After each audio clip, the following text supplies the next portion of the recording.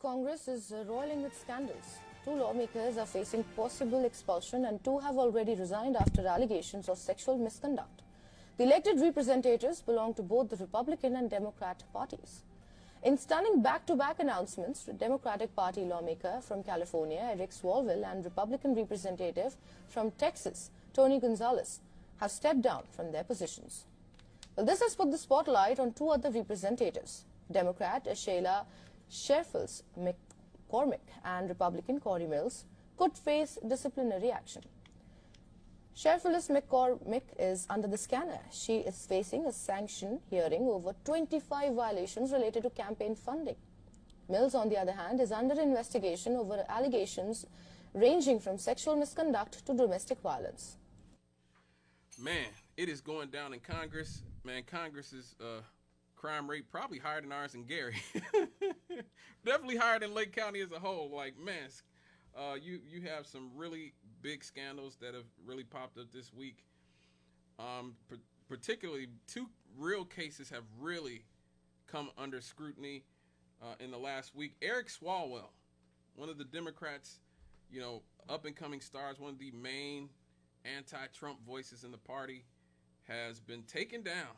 Yes, he has. Multiple women, really, it's been reported 4 or 5 women have accused Swalwell of misconduct, sexual misconduct, including sexual assault and rape, which is, ooh boy, unwanted sexual behavior and messages. And one accuser publicly claimed that he drugged and raped her in 2018. A former staffer alleged the repeated assault, including when she was too intoxicated to consent. She could not consent due to being too intoxicated. So now there's been House Ethics Committee investigation. There's been law enforcement investigation launched in LA County. And yeah, he's had to suspend his campaign and resign from Congress, which is, again, a big loss for the Democrats because he's been one of the highest profile members of Congress, especially from the younger generations. Much of the Democratic the brass of the mainstream party have been, older people like Chuck Schumer, Nancy Pelosi, and all those people for many, many years. And Swalwell was supposed to be one of the up-and-comers. Now, for his part, Swalwell has denied these allegations. He's called them false and politically motivated. Now, this isn't the first time that Swalwell has come under fire. He's previously been linked to a woman named Christine Fang, or as she's been known, Fang Fang, who was a suspected Chinese intelligence operative. Reports suggested that they had an affair, a legitimate affair. But from there, no criminal charges or sexual assault claims came from those situations. It was more considered a compromising counterintelligence scandal, but not a sex crime issue. Now, the Republicans are doing a dance on Swalwell's grave, but they got their own problems. They have their own problems. Tony Gonzales, man, this story was crazy. Tony Gonzales has admitted to an affair with one of his staffers. This woman later died by suicide. She set herself on fire. Like, for real. She literally killed herself by setting herself on fire. She was married as well as he was, and this has intensified the scrutiny. There are also accusations that he spent explicit messages and solicited nude photos from other staffers. And even when they rejected him, he would continue to make passes at them. Former staffers have described his behavior as inappropriate and predatory. Good Lord. He has also resigned from Congress because he did not want to face those House ethics investigations. Now he's acknowledged that this affair was a lapse in judgment, but he has not been charged with a crime. That is important to say. He hasn't been charged with anything. And I think these stories, more than anything, especially in light of the Epstein situation, just makes you ask, what attracts these people, these sort of degenerates, to Congress? Like, what is it about our political system that attracts these types of people? Maybe the caller knows. Hello, caller, what's up? Yes, I want to find out how you can vote when you're handicapped. Could you repeat that? I want to find out what they send you to come out and I'm a handicapped. I want to vote, but I ain't got all my stuff to vote with. Do you have an ID? Yes, I got an ID. Okay. I don't vote if I'm always a voter, but they ain't set my stuff out so I can vote. Okay. So your problem is getting a ride to the Well, polls? I heard that they'll send someone out. Oh, I have not heard that. I really. Yes, I have heard that. Okay, let me see. My niece is working on it now for the. Brenda, what I need? Let me see.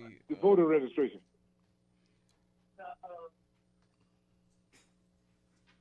You got the application. I got the application. Okay. You might want to call the Lake County Board of Elections and ask them. Okay, then. Okay, then I check with when they close. Now I check with them tomorrow. Yeah. Probably Monday. Yeah, Lake County Board of Elections. Yeah, call on Monday. Okay. Vote early. Vote early. I will. That's what I'm trying to do now. All right now. Okay, thank you. For your call. Thank you for your call. But as I was saying, it's really questionable what keeps attracting these types of degenerates to Congress. Like, what is it that keeps attracting these people? We've seen now, since the Epstein scandal, how many of our politicians, including the current president, allegedly, and our former president, allegedly, were connected to what could have been an international sort of, sex trafficking ring, and at least connected to the guy. We know that they were connected to the guy. And also other politicians, a lot of politicians around the world have lost their jobs due to being connected to Jeffrey Epstein. And it just seems like every week or so, it seems like there's some new scandal with these people. What is it about these offices that are attracting people who cannot seemingly contain themselves? What is it? What is it? I don't know. Like, I think a lot of people get a God complex whenever they get a little bit of power. Whenever you get a tad bit of power, a lot of people get a God complex. A lot of people believe that they are untouchable. A lot of people think that they are, can't be bothered to exercise control and restraint. We see this a lot. We see this in the Catholic Church, where you see a lot of the cardinals and bishops and these people, they end up committing all kinds of egregious crimes because there's nobody to check them. Let me get this caller. Hello, caller. What's up? Well, hey there. Good evening. Happy Friday. It's all good, Vic. What's up? Yes, sir. How about campaign financing? Oh, yes. You got to spend $1 billion to get a $125,000 year job. Mm-hmm. I wonder what's wrong with that picture. And then we've got the Israeli lobby, right? That everybody bows to. AIPAC. Salam, salami, whatever they baloney. Oh my gosh, these guys come in, whoop. They got whoops, right? Mm-hmm. Senate whoops, the Congress whoops. They whoop on everybody. If you don't do what they say, buddy, you're out the door. Exactly. And so, what could go wrong with that? I mean, a little bribery amongst friends. Come on, man. Oh yeah. It's a simple little thing. Well, they since they got rid of Democrats, they got rid of normal bribery, and now they do the high test stuff. You gotta understand it's really algebra. To understand the value of it. Mm-hmm. Yeah. Anyway, I mean, Epstein, these guys, and before that, who was his son-in-law's dad? Grandpa. I think his dad was who was it? Jared Kushner. Yes, Jared Kushner, his son-in-law. The son-in-law. His dad was into the Epstein thing when he was a young man.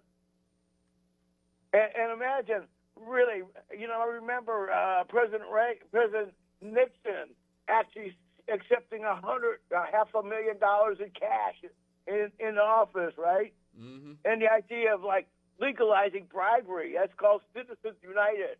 Yep. Kind of like that. Yep. But publicly funded elections is our only possibility. I mean, yeah, and look, if you understand the banking industry is a World Bank, and it's controlled. It's how can I say? Its forces our secret government. Yeah. Yeah. And I'm sorry. Go ahead. No, I agree with you. A lot of it, you always talk about, goes back to 1971 to the. A lot of this goes back to the Powell memo. It also goes back to us getting off the gold standard. Yes, and if I could, with that, what you said before, the gold, we don't understand that when Reagan came on board, they completely changed the bylaws of constitutional amendment. They're the ones that allowed this bribery stuff to be not bribery anymore. Mm-hmm. The Federal Society is where they train Republican lawyers. Yep. That's where we get our judges. Roberts is from there. I mean, these guys that's where most of them are from. Even that are Catholic alumni, right? Yeah. Which is the other institution. And so trying to get like a real civil justice for people when they're all biased. Yeah. But anyway, hey, thanks a lot. Thanks for your call. Thanks for your call. Love your show. Oh, well, it's always great to hear from you.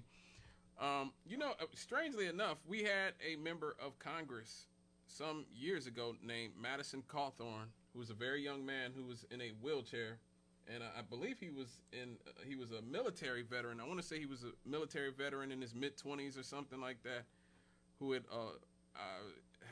he was in a wheelchair. He became disabled in some sort of accident, and he ended up elected to Congress. He sort of was so at then with the original wave of MAGA people, and he started talking about how he would go on podcasts and he'd talk about how politicians in Congress would invite him to sex parties, and he would go into depth as to the type of people that we have in Congress, and you realize there's a lot of compromise on these people. A lot of these people, they have these proclivities, and the reason it's dangerous is not just because these are crimes or because they're married. A lot of it is because people can take advantage of the fact that they have these proclivities and use that for blackmail. And so that's been a very big theory for a lot of people as to why so many of our politicians seem to hold so much fealty to people like the Israeli lobby, AIPAC, Jeffrey Epstein when he was alive. It's been alleged that they had a lot of compromise on all these people, a lot of criminal behavior, a lot of embarrassing behavior. We just saw what happened with Kristi Noem and her husband, where her husband was caught messaging and sending messages with like other women, and he was cross-dressing and all this other stuff. Meanwhile, Kristi Noem herself has been speculated to be in an adulterous relationship with Corey Lewandowski, who is one of Trump's main people for years. And so, these are people who put out these images of being family people. We are the most moral, we're the most family-oriented people in the world. Oh my God, we are so family-oriented. We are incredibly virtuous. We're Christians. All of them are Christians. Everybody's a Christian. Everybody loves Jesus, okay? Until those lights go off. Until the lights go off in Congress, and then that's when the devil comes out. All right, folks. Hold on, let me get this call before I go to break. All right, folks. Caller, make it quick because I got to go to break. Hey, Scott, real quick. The guy Powell is from Jamestown in Virginia. His great-grandparents were part of the riots when Jamestown was burnt down by the African-American slave labor. Right. So his family's directly connected to those people. Wow. They have, it's like, Anyway, thanks, man. I'll call you later or back. It's all good. All right, thanks, man. All right, folks. When we come back, we're going to get into a genuine mystery. Why do American scientists keep coming up dead? Why do they keep coming up missing? Something is happening. We'll be right back after these. Here on Straight Out of Cannon with me, Scott Cannon, here on WLTH 1370 AM. That is 92.7 in the FM dial. Give me a call, 219-885-1371. That number again, 219-885-1371.